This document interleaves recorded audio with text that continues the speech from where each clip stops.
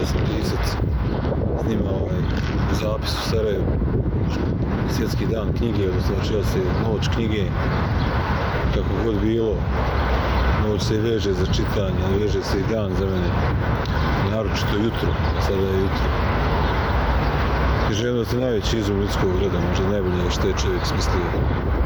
Jer to je najbolji način, jedini izborni način da se istinski dođe do drugog čovjeka, do njegove ideje u svijetu, do slike svijeta, do osvještavanja i prošlosti i samog sebe i budućnosti. I naših, što je najvažnije, budućnosti, do našeg osjećaja da ne živimo uzalud, da je život vrijedan, to je što književnost hoće, da nas podsjeti da je život vrijedan, da ga iskoristimo, da ga promislimo.